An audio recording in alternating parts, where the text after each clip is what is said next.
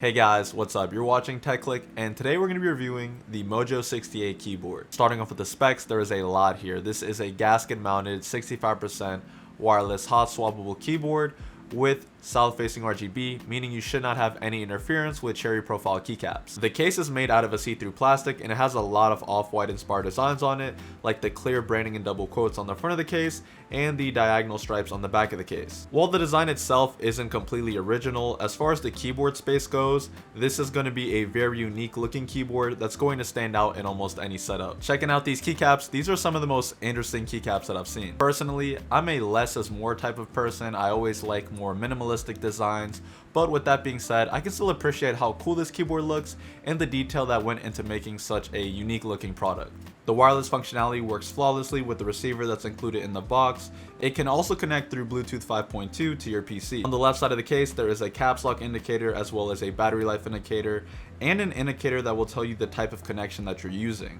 The battery life is also fantastic, and while it is rated for 240 hours with the lighting turned off, I've been using this keyboard for the past week for about 5 to 8 hours per day with the backlighting turned on, and I still have about 65% of the battery life left. The cable that they're using for wired mode is an L-shaped USB Type-C cable, which I don't like as much as a straight cable, but since I'm using this keyboard in wireless most of the time anyways, it doesn't bother me. And if you wanted to use a custom coiled cable, that's also an option here too, since the connection type is USB Type-C.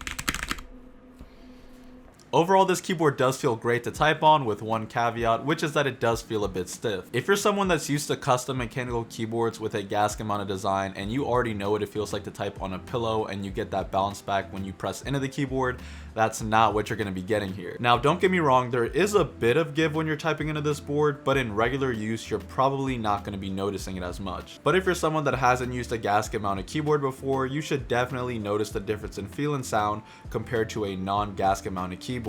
Gasket mounted keyboards like this one are designed to reduce vibrations inside of the case and make the typing experience a lot softer and quieter, which is noticeable here. Besides that, the switches I'm using here are the Gateron Pro Brown switches, and even though I'm not a big fan of brown switches, these feel snappy and crisp to type with. I'm overall very happy with the typing experience, and by having that hot swap functionality, it allows me to experiment with different switch types if I want to later down the line. The stabilizers are also very good for a pre-built board and did not bother me enough to want to get in there and do any modding. However, if you wanted to know, this board does use cherry stabs and are plate mounted. All you need to do is take out the switch and then you can take them out. There is software that can be downloaded on their website. It's called the KB Tools software, and I would highly recommend that you download this software and configure your keyboard, because the first thing that I noticed was that the default polling rate was set to 200 Hz when there is a 500 and a 1000 Hz option available. And while this might save battery life, if you were thinking of using this keyboard for gaming, I would at the minimum set this thing to 500 Hz. Other than that, you get your standard RGB and per key customization that you would usually get in a software layout that's pretty intuitive and easy to use. So here are my final thoughts on this keyboard and its pricing. A big part of what you're paying for here is going to come from that off-white inspired design, along with its many great features and pretty solid out-of-the-box typing experience. I don't think that this keyboard is overpriced, considering all the features that you're getting straight out of the box, as well as an amazing typing experience that you really don't have to do too much modding to get it to be pretty good. The only mods I could really recommend here is obviously swapping out the switches if a switch type that you wanted wasn't available or not in stock when you were ordering the keyboard, or maybe just reapplying lube to the stabs. If you're someone who really likes the design, then I would say it's worth it, considering that I have not seen too many keyboards with a design like this on the market. But even at the $229 price point, I can still say it's a solid buy considering everything that you're getting.